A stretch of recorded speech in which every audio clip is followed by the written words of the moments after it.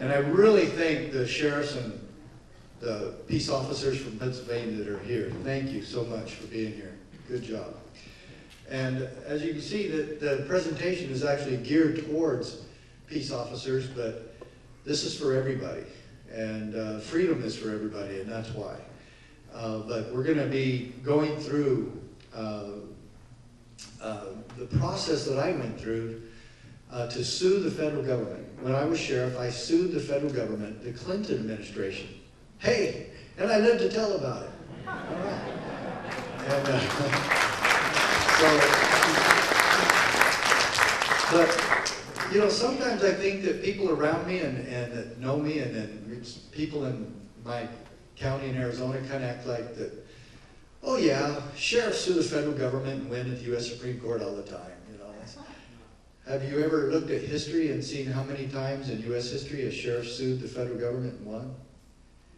I haven't seen any other, ever. And we also look really, you know, I used to be a detective, and I looked really, really hard and investigated it as far as I could. And to see how many of all the people that sued Bill Clinton, we were the only ones to do so on a non-sexual matter.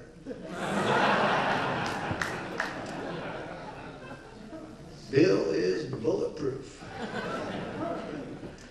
So he deserves that anyway. But I want you to know, before I go down to my spot there next to the table, a few things happened in my life that led me to do this. What would make or convince a sheriff in a small town in Arizona, and then I was joined by a small town sheriff in Montana, Sheriff Prince. And he and I ended up together at the United States Supreme Court telling the federal government, you've gone too far and we've had it.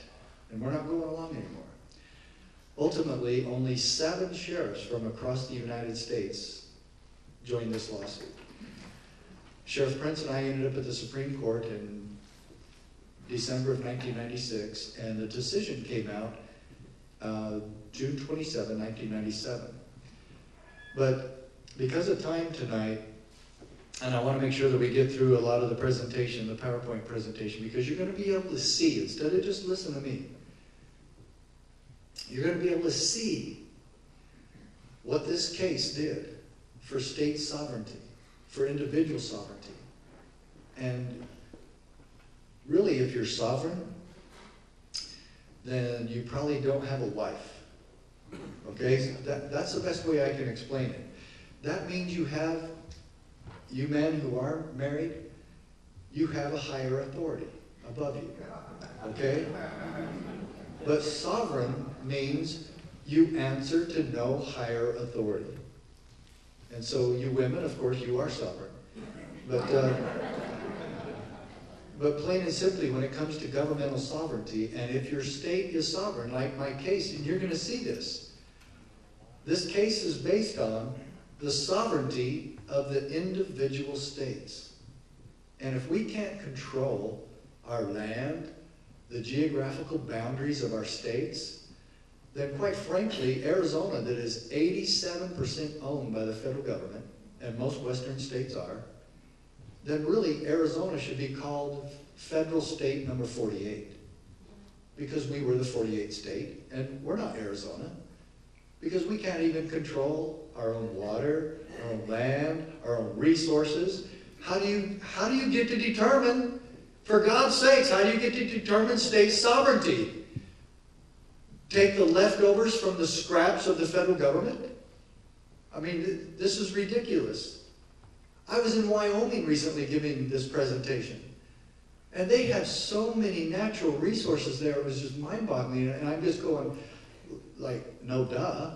But if you guys could control your own natural resources here, you'd be the richest state in the Union. Which state wouldn't be? Because we have the EPA and OSHA and Bureau of Land Management and the Department of Interior and Department of Labor and everything else that are trying to run our lives for us. And then put all those together, and you get the IRS trying to control our finances and telling us how to run our lives, and then they run our children and they run our education. And is there anything that's free about that? That's not freedom. It's serfdom. And so the straw that broke the camel's back with me was when the Brady Bill came out. And even before that, I had an epiphany occur to me while I was a police officer in Utah, and I'm writing tickets, and this lady runs a stop sign right in front of me, and the good Lord hits me over the head with a spiritual 2x4, and I finally got it, that what I was trying to do to this lady and her family, that obviously couldn't have afforded any ticket, let alone the $45 one I was going to give her, that it hit me that maybe there's a better way to really protect and serve. And the question came to my mind, and I'm the one asking it, saying, Mack, is there anything that you're doing here that's helping this family?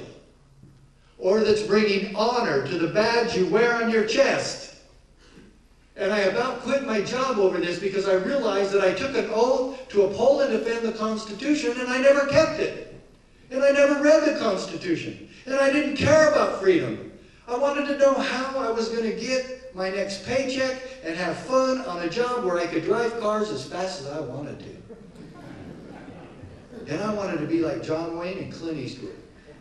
And that's basically why most people got into law enforcement back in those days. I don't know why it is now, but it is a noble profession.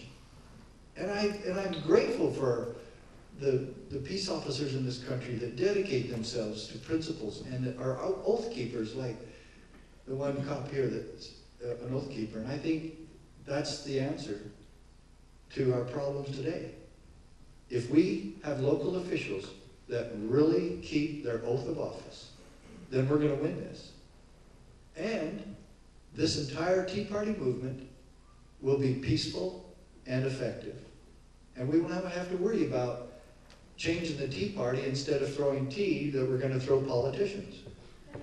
And none of this, to me, can ever be violent.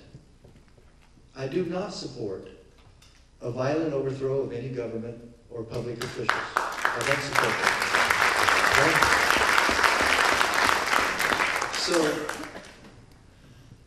after I left the police department in Utah, Provo PD, where I served 11 years, some crazy people in Arizona kept calling me and lobbying me and my wife to move home and just pick up and move home and run for sheriff. And this was my wife's parents. And this is the first time in our married lives that she agreed with me. They were crazy. We couldn't do this. There's no way we're going to do it. And we told them all the reasons why, and we listed them on a piece of paper, and we listed 23 reasons why we couldn't move home, and only 2 why we could. And that was just to be closer to family, her parents and mine.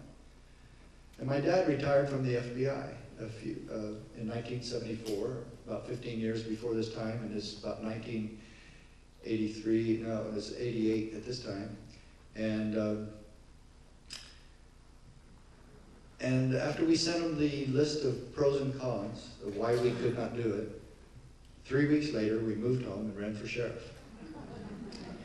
Absolutely true story. And I hadn't lived there for almost 12 years. And I'd never been a cop in Arizona or in Graham County. And I came in and said, I want you to make me your chief law enforcement officer, your sheriff. And I was elected. And in 1992, I was reelected.